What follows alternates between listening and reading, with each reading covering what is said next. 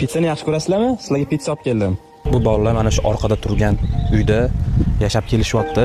Afsuski, bu uy o'zlariga tegishli emas, birov uyi. Bizning ham uyimiz bo'lsa edi degan narsalarni o'ylaysizmi? Ko'proq uyda o'ylamayman, ukamni o'ylayman, singlimni. Mehribon davolansa, hammasi yaxshi bo'lib ketardi. Uy ham kerak emas edi. Mana ko'rayotganingizdek, bittadek ko'rinib turibdi. Shu joyini operatsiya qildirsak, uy ham kerak emas dedi deyaptilar.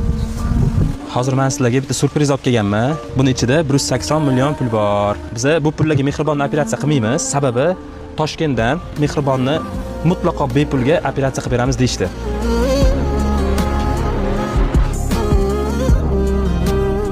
Xudo xolasa bu pullarni sizlarni yangi uyinglar uchun ishlatamiz. Xudo o'zi sizni bizga jo'natdi. Alloh rozi bo'lsin sizdan. Tashagan pullarga hammasiga Mehribon davlatalik tashagan akalarga ham rahmat kattagan. O'zingiz kelsin.